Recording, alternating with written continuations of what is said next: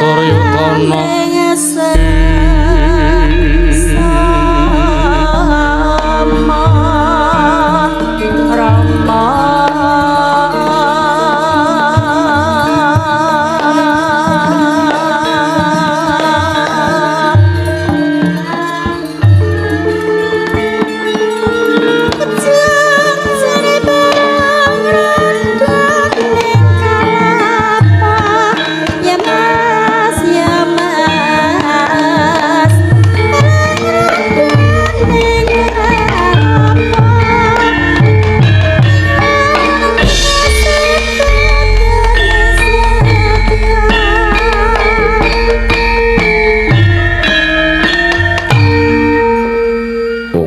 ilahing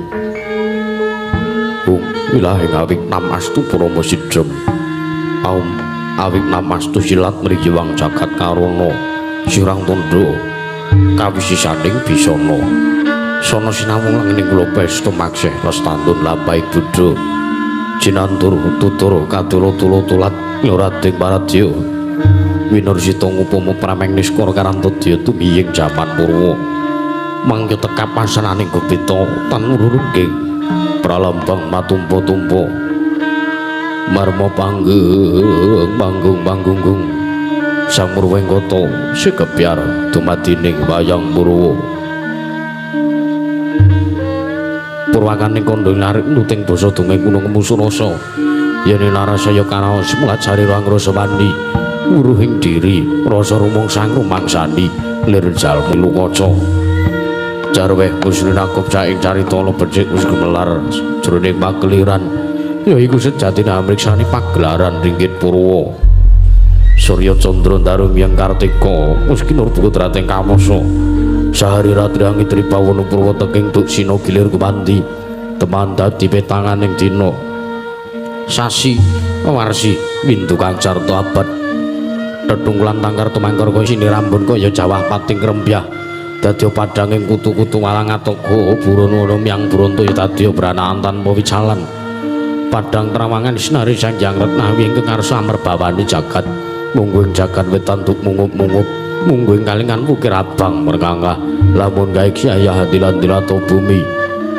saya dangu sumurup Sanjang Arka kaper semeblakanan kiri ning abang esmu jenara kaperbawan sinari Sanjang Basanta tanam tu katon ijo ruyu-ruyu amangku gunung ingkang biru moyo-moyo pucuking gunung Inemulan Kendanu kasiliring Prabancana lenggat lenggut nganti kaya gunung Makutra Mega tan wetawis dangu seleng kawula dasih dene luar sangupa ya buka karep Tegal sawahe kang luhur silur tatan pedote sinambi sesendonan sesindenan mikul garu lukuni anggiring raja kayane sawaneh nopi rebakan Sumurwangi Sanjang Arka saya dangu saya inggil katon sinaring jagat wis melok during kenging belan papat lor kidul wetan kulon sinaring jagat kang samya rebut yudha rebut tejo rebut kukuwung para dadatan wonten ing kang madani kekuwunging praja ing Astina ya ing Gajahaya ya ing Gurunjang Kala ya ing Liman Benawi nuning nggih garis 100 tanantuk kali 1000 jangkep tinega krana negaring Astina dumadi saking pulo-pulo bebanjaran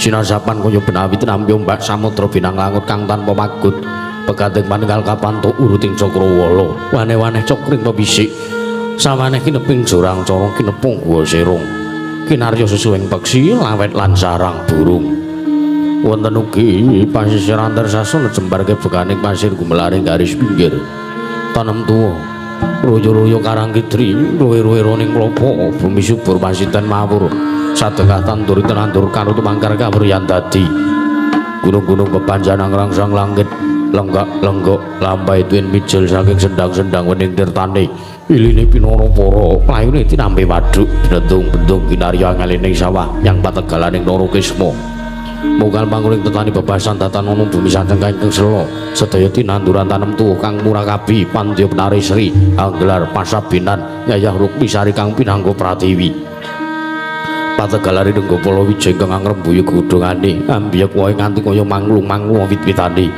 polo kependem, polo kesimpar, polo kebantung sadotan kuciwa cinawi dukulan kang mawek sarasaning diri ingon-ingon rojo kaya itik iwen sansaya ngrembaka lamun yang agraling mangkunan lamun manci sarap surya samya mulih marang kandangi dewi-dewi tatanono carane kandang anggo kinanjeng palang labet tebu saking tindak Durjana Tuti samya sayak saeka kapti akad luhuring nusa bangsa tuwin negari Ngastina wono kumi bangun gunung anggo winangsa mrih lestari runtu merah satu dadi guru-guru karing lingkungan langkung-langkung lamun tinaliti sampun-sampun ing sesanggeman sepentep saking tindak sansaya sinansaya wada winodananing mumat sinamatan daya dinayan sawiji-wiji mapan sedatining jejibahan ingkang pinuji temahan mawujud manunggaling cipta rasa karo sambabar karya kenging binasaken negari Ngastina nalika semula lagi manjik marang jaman kecono panjak punjung pasir pamukila jinawi kemari Pakarta Tata Harjo dasana guru kang gedhe bore padhang jagate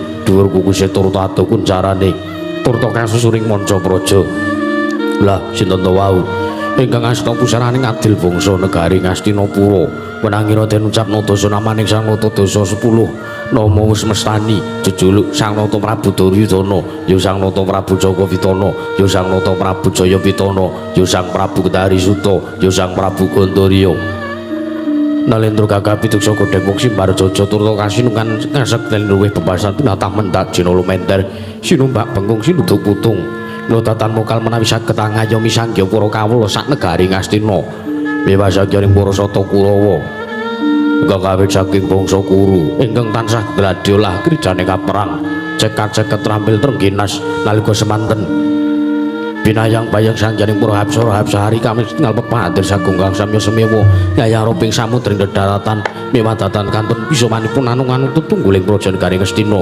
Nayaka Punggawa Pangeran Pati Senopati Kadang Nata sami sowan marang ngersa Sang Nata Prabu Duryudana ananging menika temernane pepati negari Ngastina Satra ing Plasa Jenar ananging Sang Rukyanapati Arya Sengkuni ya Arya Suman ya Raden Trigantalpati sinambung bisamanira rawuhipun Pujangga negari Ngastina Pandhita Agung Brahmaning Sokalima Sang Tapa Kawanturna ya Sang Resi Kumbayana sinambung bisawani wonten pinggih piyambak Kadang Nata Pangeran Pati anggere Sang Raden Arya Karta Marma arep tidhem jinem permanem datanana bane walang alisik nalika semantenaning madaning pansewakan negari Ngastina katingal jejel riyel rapat papat bibit prasasa tatupan denggul datan persela laben sakathah mara sibing jawi ambluta gendera rontek umbul-umbul ki terangan daru nyayem monting mangsa labu payung megar menti jamur bareng mangsa rendeng tumpahe ngarang apuh jati ngarang mangsa katiga prandikital tidhem jinem datanana jalmane para sabawa datanana sabawaning ratri katingal konjem nata ing Ngastina Prabu Duryudana parandiring mangke Sang Pati Arya Sengkuni amung mawantu-wantu timbalan paduka ngarsa dalem nata Prabu Duryudana awit rumaos kaget jroning penggalih sikura murwani pangandikan Sang Prabu Duryudana dadi kumangling wijring pandika Sang Suyudana ingkang dereng kababaring lesan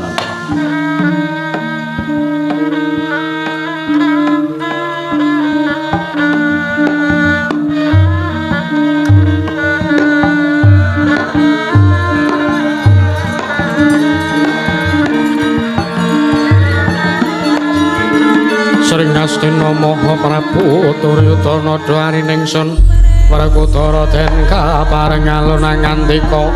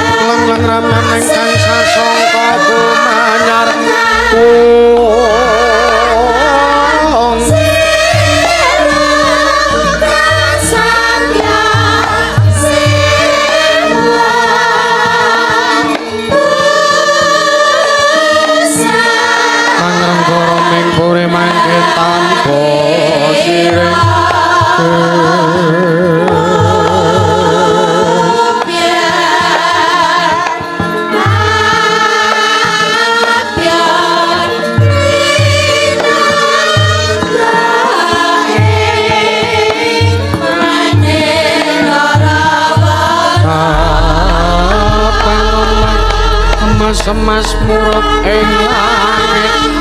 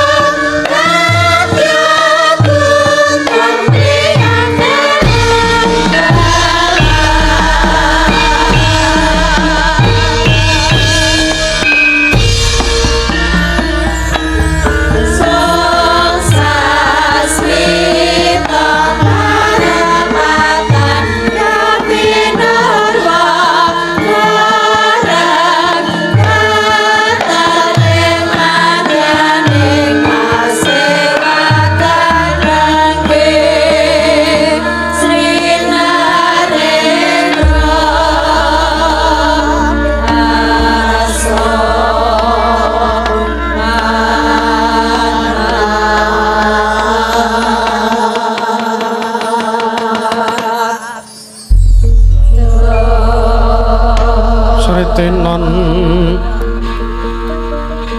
neng pasewakan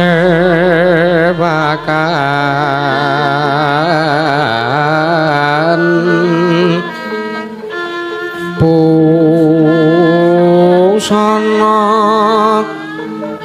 maneka warna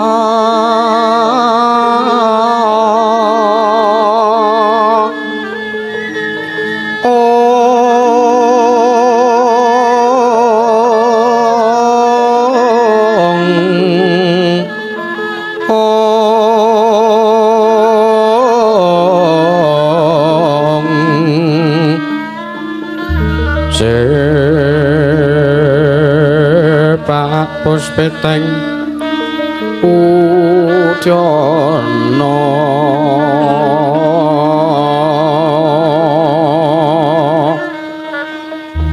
Myang Panjrah Sarwa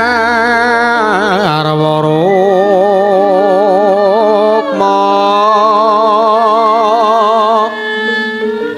Renggeng maneh Nara Narawata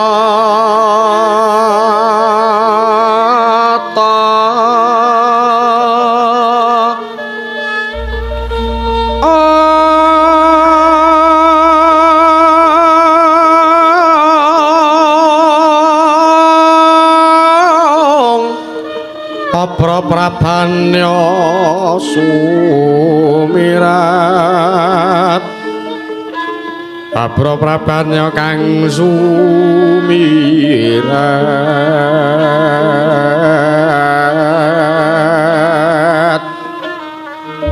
nyaring teca leliwaran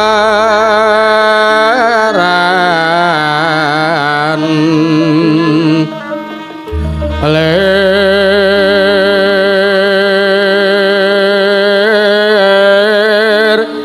ke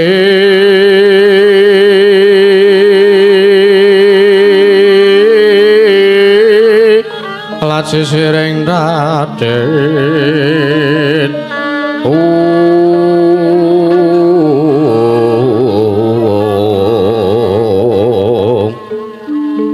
wimbo kekanta mrek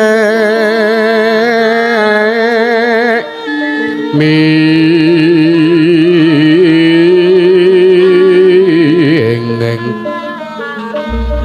kati yuping maruta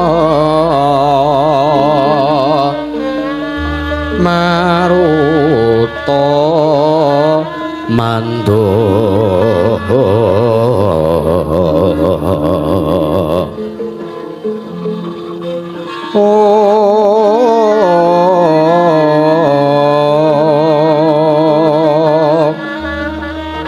separan mangambar kongas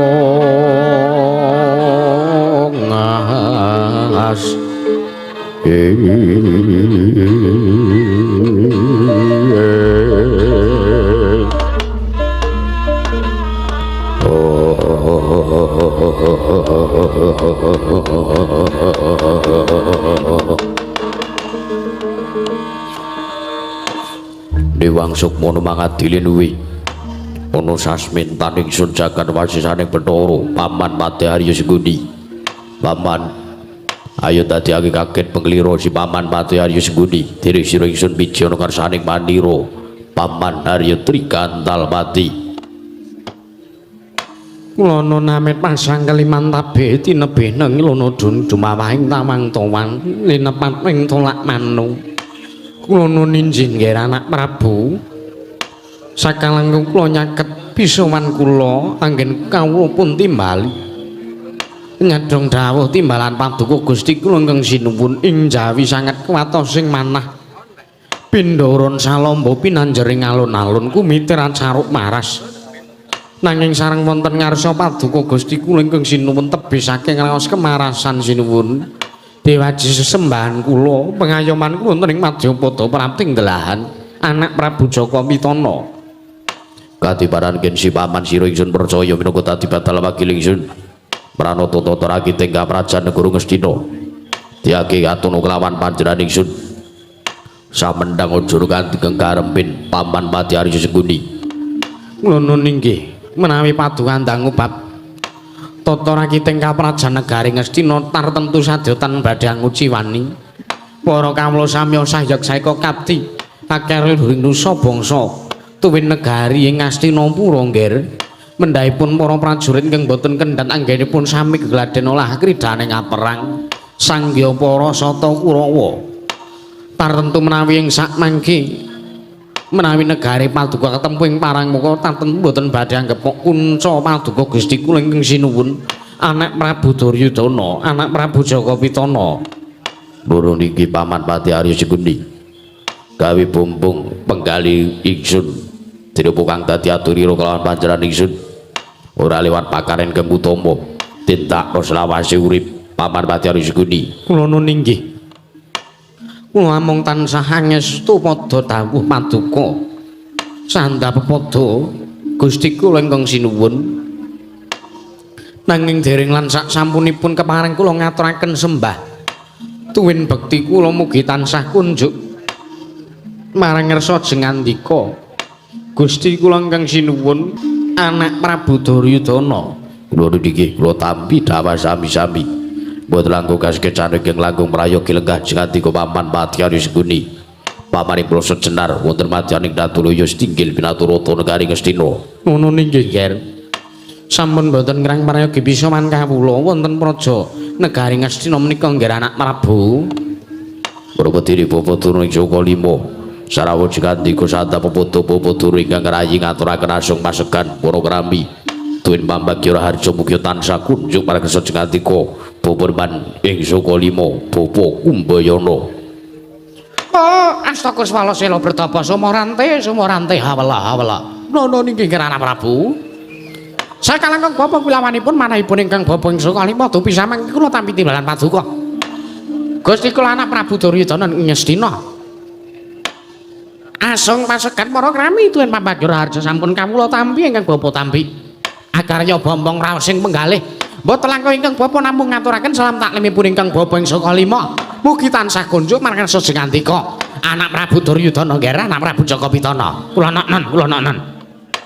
Lho niki kula tampi akarya bombong raosing penggalih mboten langkung kaskecan ingkang langkung prayogi lenggah jengandika bapa Durung Jaka Lima wonten praja negari Ngastina. Kula niki sampun boten kang prayogi bisawanipun ingkang bapa ing Jaka Lima wonten kedaton negari Ngastina menika nggih anak Prabu.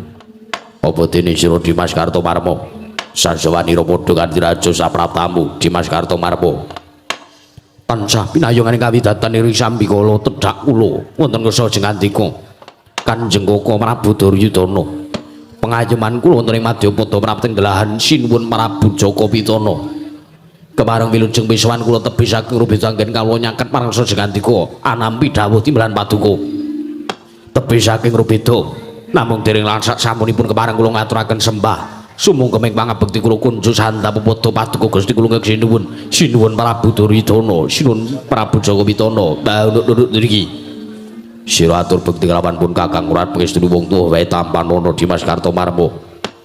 Kula pundi andadosna jimat paripe ndayana ning kasantosan lan tatanen barisaning para wadya puling padha gantung sibu satanipun kawula uring padha gantung sipun sak jabaning kedhaton negara Ngastina aja nunggu padha sahur manuk jeri sunedya ambabarake tuwin anebro mewikatining pasewakan Dimas Kartomarmo nduk iki Brogeng paduka dawaken badhe kula candhika jeman mari bentanen kasantosan badhe kula estuti dawuh paduka Gusti kula nuwun Prabu Duryudana paman Pati Arya Sengkuni bapa turu ing Sukalima wonten timbalane ngadhawuh kula wonten timbalane kadhawuh Nger sewu-sewu kalepatanipun ingkang putra Tadawadana kula niksa mangke kula wantun ngawontenaken pasewakan wonten kedhaton agung Sitinggil Binaturata Negari Ngastina dinten samenika tanpa taliwara benten kelamatan adan ingkang sampun kula nyuwun pangapunten awit kula wantun aboyo ngirawuh sing andika sawani bali Sangya Paranayaka punggo miwah kawula sanegari Ngastina Paman Arya Brahmadini Babatuna kula nuwun sewu lho Nger menawi bab panjenengan nimbali sowanipun ingkang abdi kepatihan tartentu benjang menapa kemawon wekdalipun kapan mawon kula wonten pundi kemawon manawi jengandika nglemakaken Sangyaning Paranayaka Punggawa duka kula menika nembe ngalampahi kewajiban kula piyambak tartentu kula sowan wonten negari ing Ngastina awit kula menika ngrumaosi kula menika sampun sumuyut marang ngersa jengandika Sang Nata kula menika sampun nampi kekucah negari Ngastina kula menika mukti ngawi bawa Nyakrawati mbau denda inggih awit saking Labuhan Paduka Gusti kula ingkang sinuwun anak Prabu Jaka Pitana mlengkeng saking menika Nger sampun walang ati sampun wigih ringa-ringa tumunten kadang wetwin katimbalana pisawanipun ingkang bapa kepatihan menggah menapa ingkang dados wigatosipun menawi kepareng tumunten kawedhara ing kathah nanging menawi wadi tumraping para kadang sentana awi kula dherekaken manjing telenging catur netra sak pirembagan kalenggang bapa ing kepatihan Nger oh inggih Nger anak Prabu kula nuwun sewu sampun ngantos panjenengan menika gadhahi raos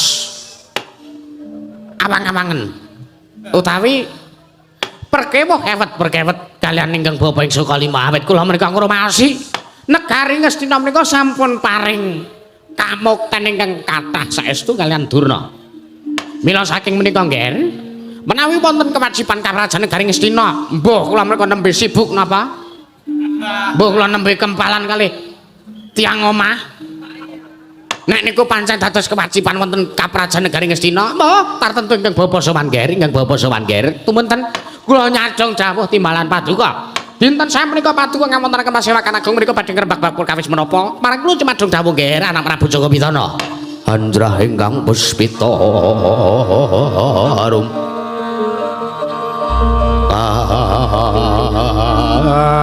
silering samirana mri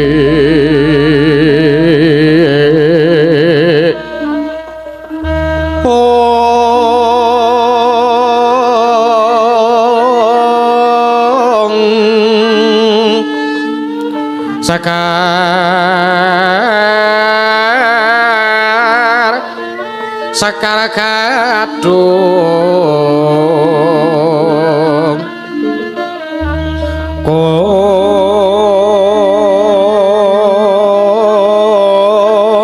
ngas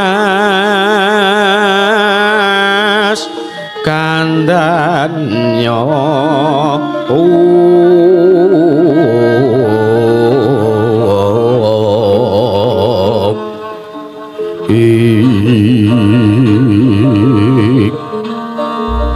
mawera sertaning driya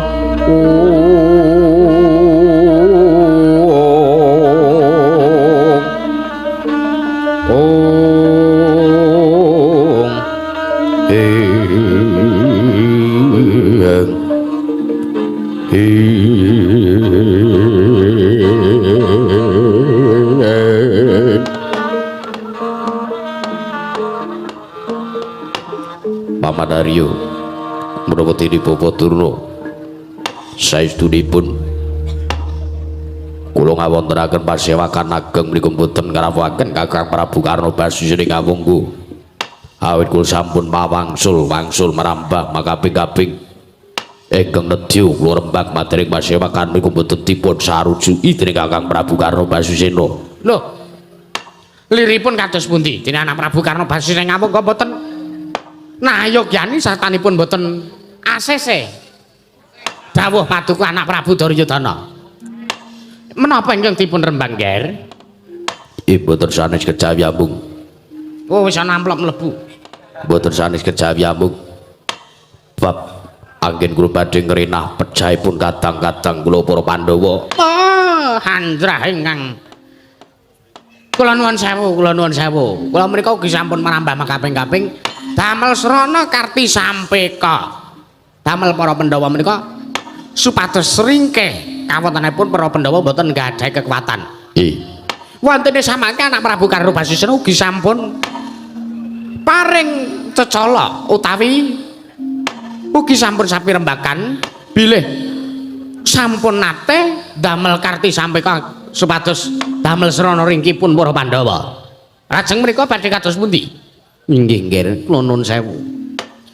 Panjenengan utawi para Sata Kurawa menika sampun wungsal wangsul damel serana Pandhawa ki kepiye carane ben iso ringkih ben nek arep mateni Pandhawa kuwi angel mijet wae ngranti suwe banyu sinaring wondene Kurawa dereng wonten ingkang nate ngawonaken Pandhawa setunggal kemawon rumiyin Begawan Dewa Wisa ingkang sampun rawuh wonten ing mriki niatipun nedya murungaken Bratayuda.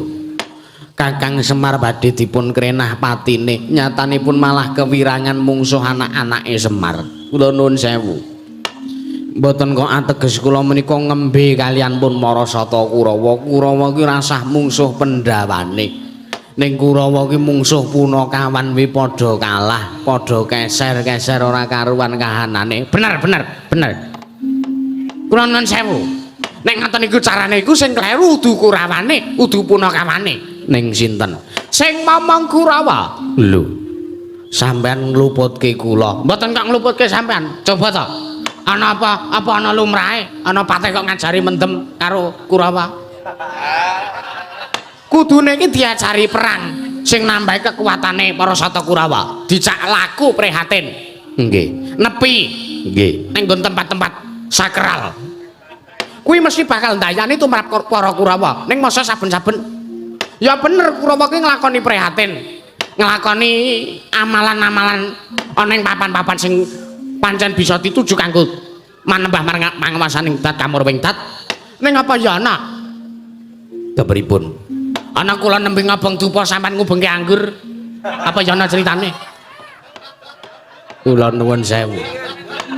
Menika lak ming kanggo cegah lek to Kakang Durna. Lah ning niku mboten sak trepe, ngibadah nggih ngibadah, ngamal nggih ngamal. Nyatanipun jenengan nggih doyan. Doyan nek wis rampung.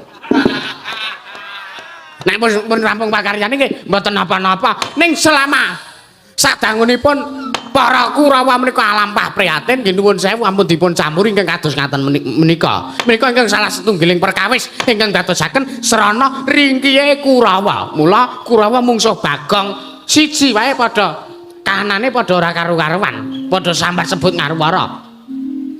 Ngaten mula niku. Lajeng badhe kados pundi bali? Awit kula ngemuti lampanipun para Pandhawa nalikanipun tesih larit. Rumiyin para Pandhawa nate dipun kondhangaken dipun biawaraken mati kobar wonten bali Sigala-gala nanging jebul tinemunipun wonten salah satunggiling wujudipun landhak putih ingkang nyelametaken para Pandhawa malah ingkang samangke wonten kurban saking golongan negari Ngastina inggih menika boten sanes kejawi amung Paman Puruncana. Lah nggih menika lah sampun takdir to Ngger. Paman Puruncana ingkang Paman pun Puruncana menika kapundhut wangsul menika lha sampun kodratipun Gusti menika dadipun tampi mboten saged dipun selaki nyatanipun sedaya menika kula wawit pangrika daya utawi para Pandhawa ingkang pancen saestu wonten ingkang angayomi ingkang adheke dhumateng para Pandhawa. Lah nggih wonten Semar kalih Kresna nika wong loro nika nek isih urip teng ngalam donya apa Pandhawa ora bakal iso dipateni apa iya Kakang weh dia mangi kok wah ngono malah kula sepaten Kanjeng Rama Prabu Dastarastra dawuh kalian Bratasena supados babat Wanamarta ingkang tujuanipun ancasipun kula rikala sepaten sampun sapir bahkan kalian papan Patih Harya Sengkuni supados angloropaken Bratasena supados mutar ning tenging Wanamarta wonten malah entuk kanugrahan nampi triman saking para Jawata negari kaji manika samangika sampun kababar dados kamanungsan kang dipun lenggahi Puntadewa sakadang inggih niku negari Wanamarta inggih negari Indraprasta lha nggih syukur alhamdulillah kok kula menika support kalian para Pandhawa kula menika salut ing atasipun Pandhawa wis bola-bali dikrenah patine teka isih semangat anggone berjuang mripate puputun ngrungkepi kalian para Pandhawa lho mboten kok le ngrungkepi nggih kula menika estu lair batos ngayom wonten negari Ngastina nanging negari Ngastina menika kula nuwun sewu kula pancen estu saene saking para sata Kurawa negari Ngastina menika setunggal paring kamukten dhumateng ingkang abdi ing saka lima ingkang bapak ing saka lima nggih nanging eleke Kurawa kuwi do duweni watak sing tuk mis senengane tumindak sageleme dhewe angger wis ana ngene kuwi wis genah Kurawa kelemane mung sing kaya-kaya ngono kuwi menika leres napa mboten saestunipun ingkang panjenengan ngendikaken menika pancen iki estu leres lah nggih to mulane niku panjenengan piyambak lagi ngrumasi piyambak nggih nanging mboten apa-apa sedaya menika saged dipun perbaiki selaginipun matahari dereng terbit saking kilen tasih wonten pengayoman tasih wonten sieng Gusti ingkang badhe tumibet mateng para sata Kurawa inggih Kakang kok aku ora mudeng basamu to Kang ora men kajengipun mboten apa-apa nyatane dhisik Bratasena ya diloropke ning Gunung Candramuka malah entuk kanugrahan sandangane Bathara Bayu malah entuk ali-ali manik Candramawa dening Bathara Indra ya ora apa-apa sing penting aku entuk ali-ali kecubung mulung wah ngleling tanggo ngendang kitir-kitir ya wis syukur ngono Kang disyukuri disyukuri kula syukuri Bawadura wonten dawuh nggih kadang sedaya menika lampanipun para Pandhawa ingkang estu sedaya menika tartentu namung ngarti sampika saking para Kurawa anggenipun badhe mejahi dhumateng Bratasena paling samangke Bratasena antuk kanugrahan tartentu sedaya menika kula wau sampun gagar wigar tarantuk karya inggih keparengipun samenika kula namung badhe dawuh utawi badhe matur kados mekaten pripun ngendika kemawon kula namung nenggo supados Bapa Durna mriku ngloropaken Bratasena. Nggih, diloropaken teng pundi? Napa teng pasar? Napa teng mrikani kok napa teng pundi? Napa teng pundi? Napa teng pundi? Paring jawab mawon. Dipun loropaken wonten ing Samudra Indi supados madosi utawi ngupaya budidaya inggih menika pun naminipun kung dipun wastani banyu suci Perwitasari. Ngopo Kang? Ora sida ta, ora sida. Wah, senengane kok ganggu. Ora oh, nggih. Nggih, kula sarujuk, kula saged mawon, Ning nuwun sewu. Sak saged-saged kula anggenipun badhe ngloropaken Bratasena nggih Werkudara. Nggih. Mergo kula niku apal kalih watak mantune Werkudara. Angger wis tak iming-imingi ilmu Werkudara. Apa atur bapakku? Kowe mlayu ana kae. Kowe golek sing jenenge Sastra Candroka. Werkudara mangkat hunu. Sabanjure entuk Sastra Candroka kepiye? Sabanjure kuwi kowe menyang ning pasar. Nah, mengke engko ning kono ana wong wedok ayu, lah kae sing bakal dadi jalaran ngilmumu wengkunen garwa. Lah, niku dereng kelampahan, Menika namung anut grubyukipun dumateng ingkang bapa ing Sukalima. Nah, dipun padosi wong wedok senengane Werkudara sing duwe penyakit. Tipikale Werkudara. Nggih. Sing duwe penyakit. Werkudara ketularan mudhar. Mboten suwe mleh. Mekaten. Gampang arep mateni Werkudara. Gampang, angel mijet wae ngranti, suwe banyu sinaring. Ngaten to, Kang. Nggih. Pun ngare Werkudara dicak. Diseneng-senengke. Nggih. Bali-bali kenging layan keng. Menika ampun. Wah, angel mijet wae ngranti suwe banyu sinaring. Mboten ngantos 5 sasi Werkudara sowan wonten ngersanipun Rahmatullah. Mekaten. Mekaten. Adik kok gamping ping ngomong kok. Nggih. Kula sarujuk kalian pamanggih paduka, kalian pamanggihipun Kakang Prembanturna. Nggih, kedah sarujuk. Niku menawi jenengan tika kepengin dipun supados Bratasena dipun loropaken wonten ing jurang kasangsaran, ingkang dipun dawuhi supados nyemplung wonten ing Samudra Hindi ngupadi banyu suci Perwitasari. Menika saged. Nggih. Pilihanipun wonten kalih. Berapa? Werkudara ning segara golek banyu suci Perwitasari apa Werkudara dikon ning pasar? Iku. Nek rumangsaku kok luwih mending Bratasena dicemplungke segara kon ning Samudra Hindi wae. Oh, nggih nek niku mboten apa-apa. Ning kula rada gelo sebabe. Lah wong nek Werkudara tak kon ning pasar aku ya melu. Ora mengarep nakal lah senengane ora. Mboten apa-apa, apa tuwek-tuwek menika kula nakal. Kula nuwun sewu Bapaturna. Kartamarma piye? Jengandika menika mboten cocok nek teng pasar. Lah cocoke piye? Wonten ternak kuda kemawon. Dengkulmu mlacat. Oh, sageleme dhewe ora. Kenyatanipun menawi jengandika tiyang mboten kersa, Doyan wae padake ora. Mah senengane kok kaya ngono kuwi ora Kartamarma. kula mesthekaken Bratasena badhe tekaning pati lan ing sak mangke menawi ngantos Bratasena tekaning pati Kakang Prembanturna kedah dipun paringi bebungah. Mboten sah. Kula menika ikhlas lair batos. Demi Allah kula ikhlas lair batos. Kula labuh kalian para Sata Kurawa. Labuh kalian negari Ngastina, labuh kalian anak Prabu Jakabidana. Mboten sah. Kula mboten betahaken amplop. Ingkang kula betahaken isine. Padha wae ora. Mboten kula mboten betahaken kalih-kalih ae. Pun kula saged kasil. Wong iki dereng dilakoni kok wis arep dimenehi bebungah. Ya kula nuwun sewu, kula pekewo. Mboten dados menapa. Paling samangke menawi jengandika pupun matur tuwin Paman Pati Arya Sengkuni saged mesthekaken bilih Bratasena badhe sengsara badhe ringkih dipun loropaken wonten jurang kasangsaran. Ingkang putra Punduryudana sakadang Kurawa lan sakawula Ngastina Nayaka Punggawa.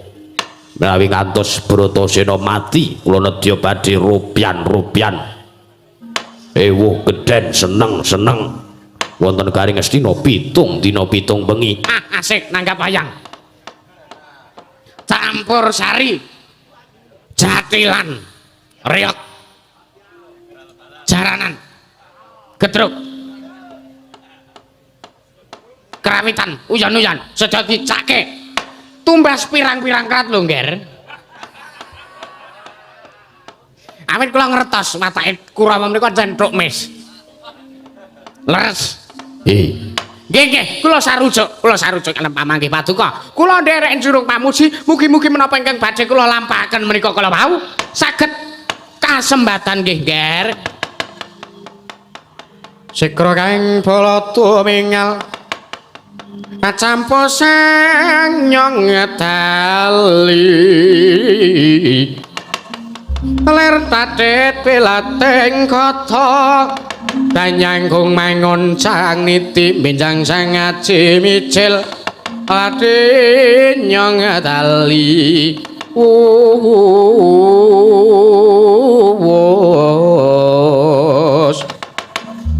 Prastasura wilangga kaya buta singa wregel pasti jangga dendanya mangambak baya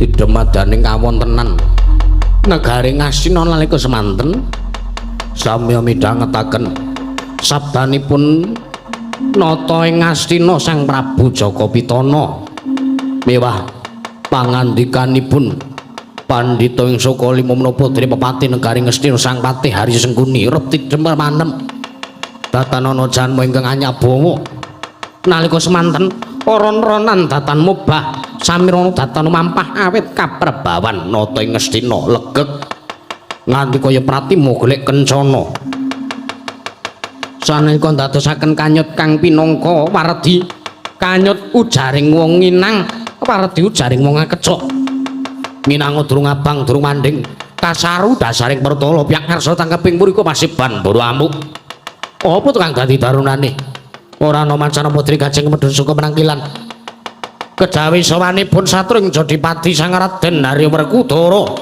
galeah jeluk akarya kagatang samya mulat pangrumahe para kawuli kanca nedaya yak jaluk dalan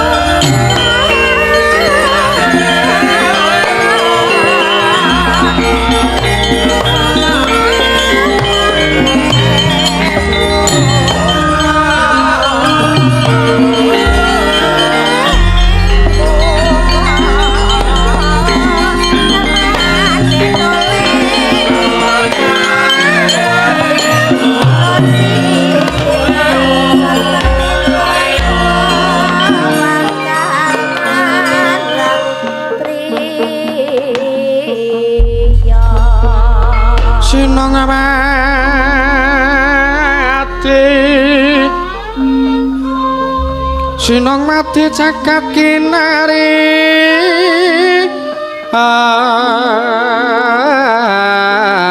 among mbak lumembak ombak ing samudra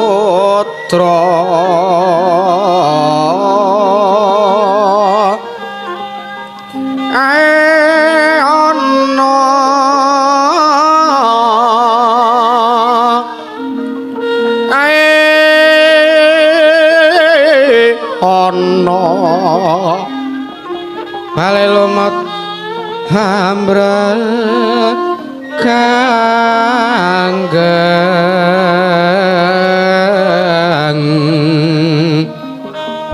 awit to deden ceng-cengan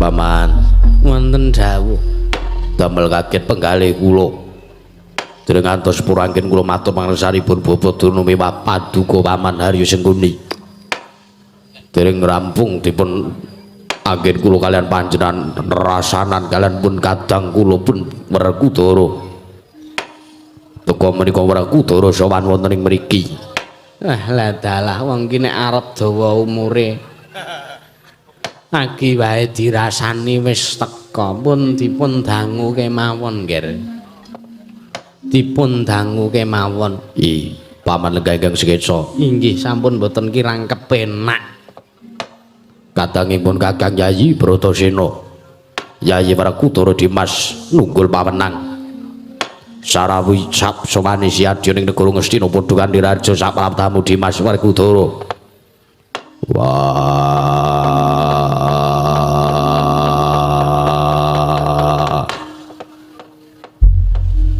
Duryudana kakangku ya pamujine Duryudana kakangku slamet sowanku anggonku sowan kersane Duryudana kakangku ana ing Datulaya Praja negara Ngastina Joko Pitana kakangku ya Dimas Werkudara ya mung aku ngaturke basaku katuru marang kersane Duryudana kakangku ya siadi ngatur bekti kelawan pun kakang atur basa ora lewat pangestu lan salam taknipun Kakang Tampanana Dimas nunggul pawenang tagegem dadiake jimat dayanana mereka santosane Werkudara prayoga nunggon mulunggo Dimas kaya wis ora kurang kepenak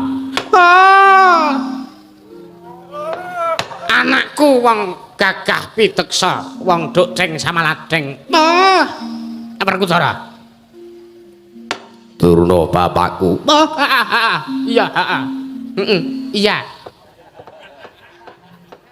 aku bapakmu iso kali mangkir Werkudara iya sembahku Tampanen tak tampa pengestune wong tua Tampanana tak gegem dadake jimat wis suwe ora sawaning so kalima kowe nendi yen aku selak kangen kapan to aku iso kepethuk karo Werkudara ning nyatane malah dina saiki kowe sowan ning Guru Ngastina ya mung aku arep matur bab apa sing wis ndak gayuh lan sing wis kasempatan wektu iki lho kowe gayuh apa Werkudara apa kowe wis mulih saka pasar meneh iki ora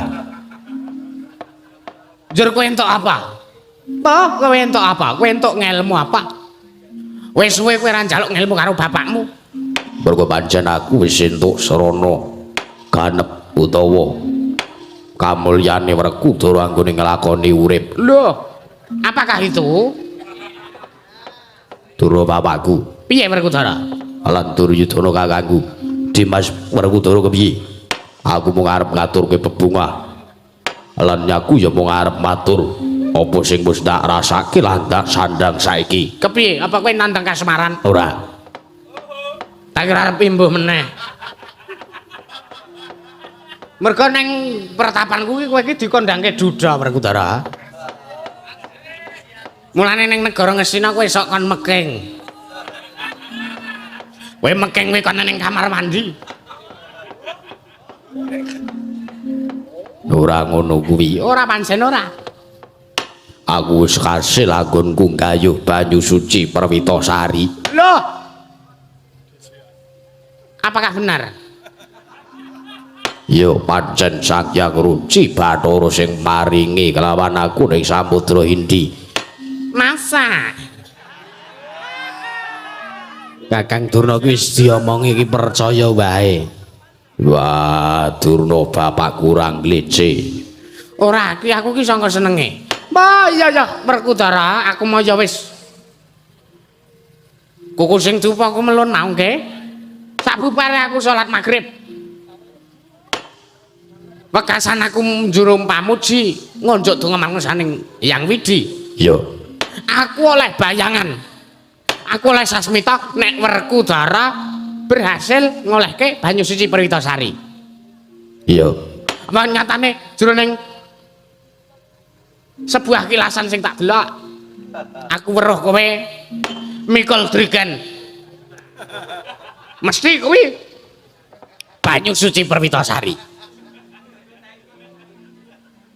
Gosek Kang drigen iki drigen banyu apa bensin? Mbah. Masa Werkudara kok kulaan bensin, nek ora wangun. Tenek jarike mambu bensinan iki. Kuwi Sasmita sing tak tempa Werkudara. Yo, syukur pinaki sewu. Kabeh iki ora liya ya mung mergo pantungane Durna bapakku Sukalima. Oh ya tetep. Mesti kuwi Werkudara. Apa? Kowe saiki arep njaluk ngelmu apa meneh? Aku nderek melu njurung pamuji. Aku melu seneng mergo kowe apa wis kasil ngolehke banyu suci Perwitasari. Perwitasari. Heeh, banyu suci Perwitasari. Kula nuwun sewu Angger Werkudara. Senguni bapakku ana apa? Nggih anak Prabu. Paman Arya Kadipaten. Menapa kula dipun keparengaken majeng, kula badhe matur kaliyan pun Werkudara. Kula semagaken Paman Pati Arya Sengkuni.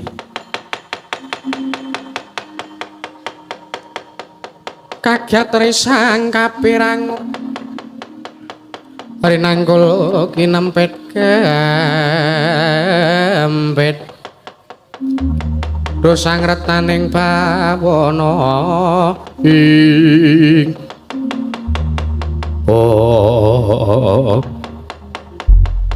Sengkuni bapakku arep matur apa? nuwun sewu Angger Mas Bratasena. Wah Angger Mas Kakang Durna kendel sik Kang. Nggih nggih. Kula nuwun sewu. Jenengan ngemuti lalampahan panjenengan menapa mboten? Lakonku sing kepiye?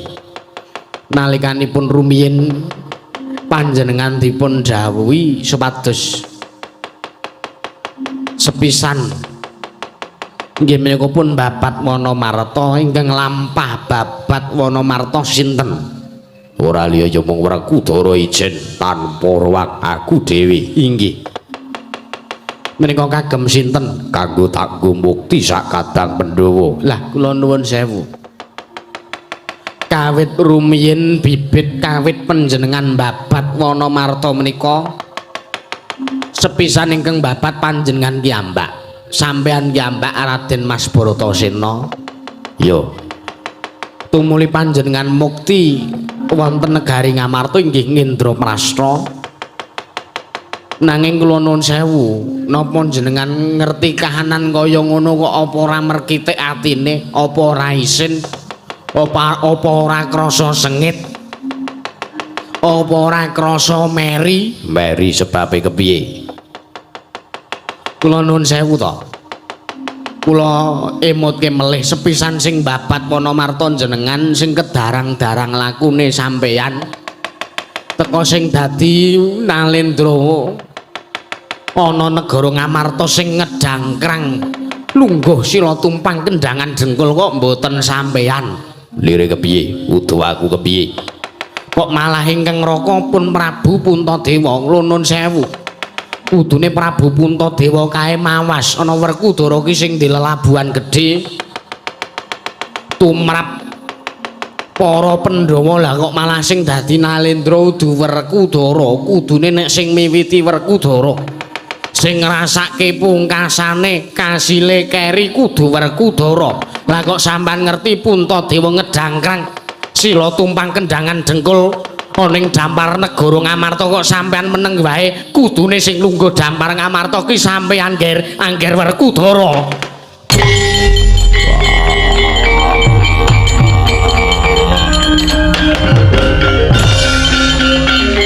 Mudyar iki.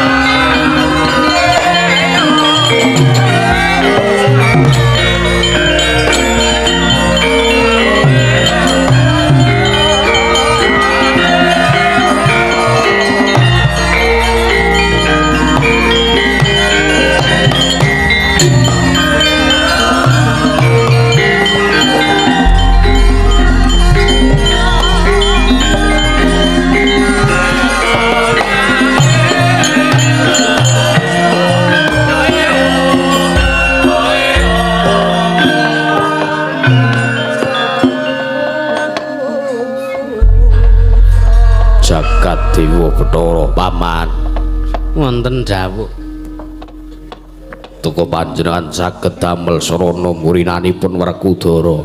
gampang kok ngger Werkudara kang ngerti icuk-icuki sithik ngono wae mesti kobong atinipun kajenge Dipatari Sengkuni pripun Kakang Durna apakah tepat seperti itu lho kok sampean malah ngayomi Werkudara malah ngrungkepi iki kahanane kirian dadi grojokan Hus. kriwikan dadi grojokan kriwikan dadi grojokan geguyan dadi tangisan lho ning asing kok Werkudara ning Ngamarta ngamuk ning kono ngamuk mbok ben wong kuwi pancen sing dijangka apa ya wis pripun nger menika samangke tartentu Werkudara badhe kasil anggenipun bedah negari Ngamarta merga Werkudara menika daya dayane Pandhawa. Lah nek Pandhawa ora ana Werkudarane mbalela. Angel mijet wae ngranti suwe banyu sinaring nek arep mateni Puntadewa Janaka Nekula Sedewa jagat dewa Bathara. Mboten kinten babar pisan marang Jengandika gadhahi pamangking estu maranani gawe bombong gawe pengarep-arep penggali Duryudana. Menawi ngertos kados mekaten kula wau Werkudara pun ditimbali mriki. Lah nggih to. Kula kok kon temandang asih ora ana hasile. Terus sombong ya ben. Nyatane pendak-pendak Sengkuni gawe karti sampe kok mesti kasil. Wah, sakarepmu. Sing penting kula namung mboten melu-melu perkawis menika lho, Nger. Kula mboten derek-derek. Mboten derek-derek ki apa? Mboten melu-melu. Pokoke jagung bakarane tanggung perkarane. Ya nek ora melu perkarane iki engko nek ngasih Pandhawa mati sampean ora kena melu ropian-ropian. Mbah, aku ropian-ropian dhewe. Kula tetep melu. Lah nek ajeng melu ropian-ropian seneng-seneng ya kedah. Lulus lestari anggenipun kedah nyengkuyung lekasipun Bratasena anggenipun badhe bedah negari Ngamarta. Oh nggih pun mboten napa-napa. Kula mengke tak melu tantang karya. Kula tak budalke tengaraning para Watya Bala Kurawa. Nggih, arak ngaten. Pun kek kelimbuhan. Bapak Daryo Wonten timbalane ngadhawuh. Gadhing Werkudara cetha sampun saged dipun pestaken bidal bedah negari Ngamarta. Inggih. Tuli samangke tumeten Kurawa 100 kapuri dipun budalaken. Inggih, sendika ngestaken dawuh. Supados Kawatawati duweni ngabiyuki negari Ngamarta. Kawatawati Werkudara lajeng samangke derek bedah negari Ngamarta. Inggih, sendika ngestaken dawuh. Kepareng kula nyuwun pamit madal wasilan, Ger. Nggih, Paman Pati Aris kuning atos-atos sampun kados lare alit. Dimas Kartomarmo mboten bali kadhawuh budal kepada sebo jeneng Suradya Kundur Kedaton. Ih, nuwun ngestaken dawuh kepareng nyuwun pamit madal wasilan. Hati-hati aja kowe bocah cilik kaya cara dawuh maneh. Dimas Kartomarmo sartane nganti sang Hyang Surya kanggo amadangi lakumu Dimas katangipun Kakang.